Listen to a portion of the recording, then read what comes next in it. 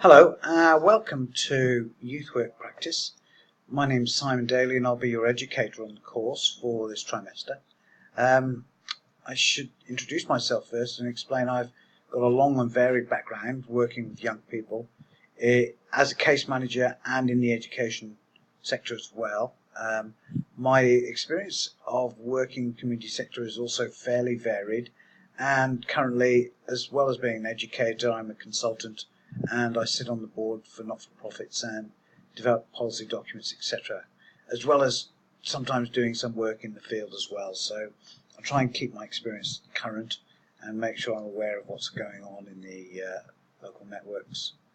Okay, so let's have a quick look at the course here. Now, this course is primarily around case management for young people, and there is a general focus of case management, and the course will take us through 12 weeks of topics. Let's have a quick look at these topics now. One of the topics here is understanding the history of diverse needs and populations, looking at the kind of people you'd like to encounter, the various range of individuals in the community sector, in the community I should say, not in the community sector. We're looking at people and showing an understanding of what that means. There's an activity built into this where you get to think about your own position in society, your own situation, and participate and share that with your colleagues, other students on the course. Then we're going to look at the introduction to case management and youth services, an outline of case management and what case management really is, how that sort of operates, and trying to get a feel, an overview of what case management is, because some of you might not be very aware of case management and how it operates. We're going to look at conducting case management meetings and some of the various standard procedures that you need to observe, some of the regulations and rights and responsibilities for clients that you need to make sure you are assisting your clients with. Week 4, we're going to start looking at conducting case management meetings and how we go about considering, looking for issues that need to be addressed and identifying where support needs exist. Week 5 is looking at risks, responsibilities and duty of care, again obligations that you would face as a youth worker in a case management environment. Week 6 we're going to look at developing case management plans. Week 7 we're going to look at midterm break, so you get a holiday there. I'm not looking at anything in that one. Week 8, which is really week 7, we start looking at the client assessment and resources, and in this you're going to be confronting one of the assessments. We'll look at the assessments in a minute, but there will be an assessment process where you have to attend a workshop in person. This is obligatory for you to pass the assessment requirements of the course, and you will be conducting assessments of 3 case management clients who are young people, and we'll look at that in a little bit. How are we going to monitor these case plans? So once you do an assessment, you've got to draw up a case plan. After you've got a case plan, how do you monitor the case plan? What are the processes of monitoring your client as well as the case plan, because they're separate things. We're going to look at referrals and the range of referrals options that you need to encompass in your case planning. That can be very varied and quite an interesting situation. We're looking at case coordination, working with other clients, other organisations I should say. So you are necessarily going to be brokering services with external agencies and this is very much a brokerage model of case management. There's primary case management, secondary case management. This is very much a brokerage kind of model where you farm out the real expert services to other agencies. So you're not sitting in the position of being an expert. You're really just directing traffic. And finally, we're going to look at how you close the case. What are the procedures for closing the case? How do you work with your client to ensure successful outcomes, which is the aim of the game. And we're going to look at a little bit of lifelong learning and self-care, making sure that you're aware of some of the stresses that you might be experiencing, because this can be a difficult, fraught process, especially if we're working with vulnerable young people who you realise are in desperate need and sometimes can't see the wood for the trees themselves, and you realise their journey will be a long one, and that can be a difficult process for people to get their head around. Okay, so that's pretty much an overview. By week 13, we'll have finished up in week 13. Now, let's have a look at some of if you go to Subject Central here, have a look at the Subject Central information here. I've opened that already.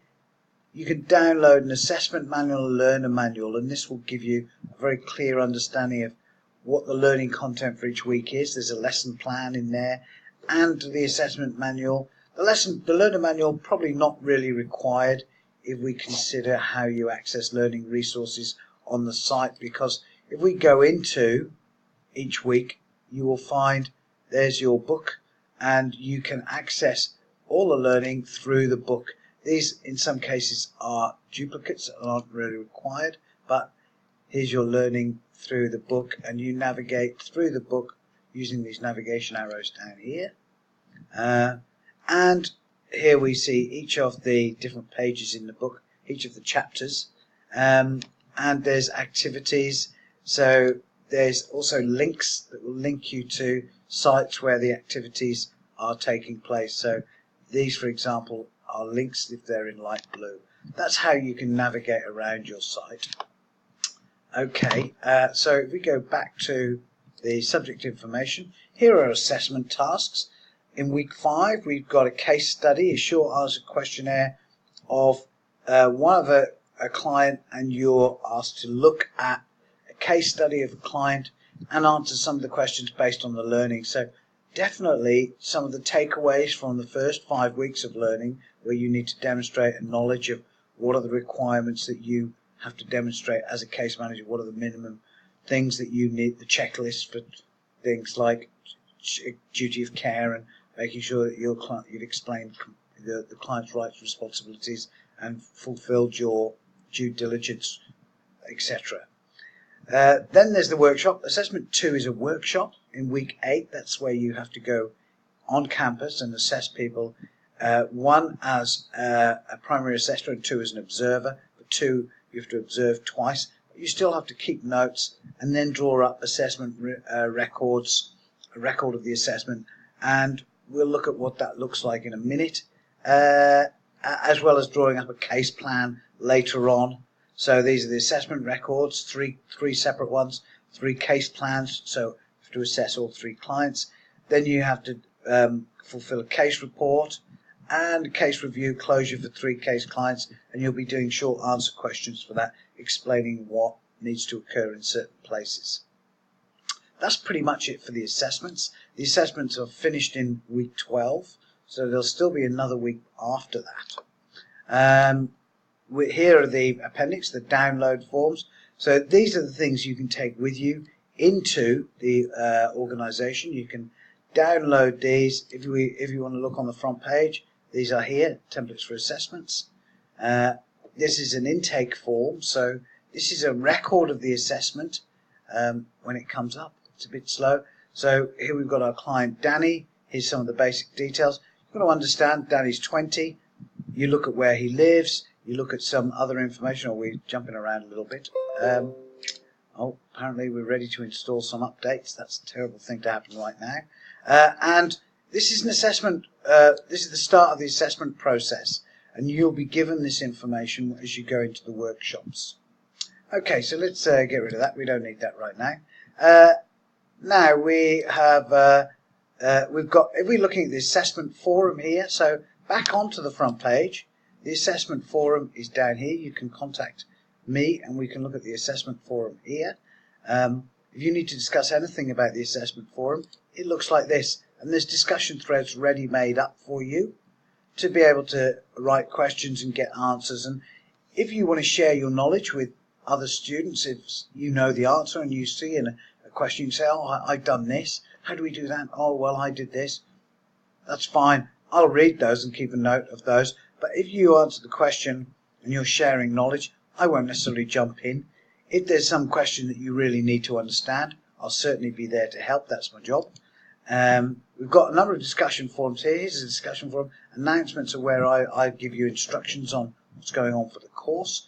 the discussion forum is here, and that will be a situation where if something comes up, you might have a question about some content, or why is that link not working, or I can't upload that, or does anyone know what this means, or whatever. If it's not assessment related, throw it in the discussion forum. Again, it's a shared learning environment, and I'll also be monitoring and getting feedback from those myself. And where are we? I think that's pretty much the lot. That's the most of what I've got to be able to tell you for today. Oh, online Zoom classrooms. Let's go here. So we've got an online Zoom twice a week, and I'll send out a doodle poll in the first week of the course so that you can make a choice about a suitable and appropriate time for you to attend the doodle, to attend a Zoom class. You attend by clicking a button here. It says join the meeting. I'll be in the room. I'll have a classroom ready, open at the agreed time, and you just turn up at the agreed time and click into this link here. So let's go back again. It's here, Zoom Online Classroom.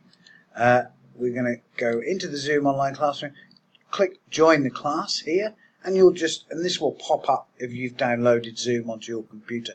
You do need to download the app, I believe. You might be able to do it in a browser, but I think you're better off downloading the app. It's quite small, it's free, just download it and then register so your name can pop up when you come into the room. It's that easy. Recordings of Zoom videos or Zoom classes will be down here. Each week we'll have a Zoom class, and the Zoom class will assist you by posing some questions, or answering your questions as well, but also having activities that support the learning. So it's definitely worthwhile to get the most out of the course, to turn up to the Zoom classroom. Getting the most out of the course will be sharing your information with your colleagues. This is working with people, and I can't tell you what everything is. It's going to be the shared learning that we all generate by sharing our experiences, and you'll bring that along, and that'll be very important for everyone to improve their understanding of what case management for young people is all about. Great. Well, thank you for your time. I look forward to working with you on this course. If you have any questions, drop me an email. We'll have 2 Zoom classes a week. One will be a Sunday, 3-4 o'clock-ish. One will be sometime in the week. Follow the doodle poll and choose a time that's most appropriate for you. 7, 8 o'clock in the evening, something like that. Monday, Tuesday, Wednesday, something like that. We'll try and make a time that suits as many people as possible to ensure that you get to come into the classroom and participate every week for that bit of extra learning and that fleshing out. And when it comes time for the assessments, I promise you, you will walk through these assessments and go, that's great, I understand everything that's going on. And we'll be looking at our clients as well in these Zoom videos. We'll be looking at them in depth. So if you are not able to attend a Zoom class, check out the recordings by all means. Any other questions, drop me an email and I'll see what I can do to help. Good luck, and I'll look forward to seeing you on the course. Bye.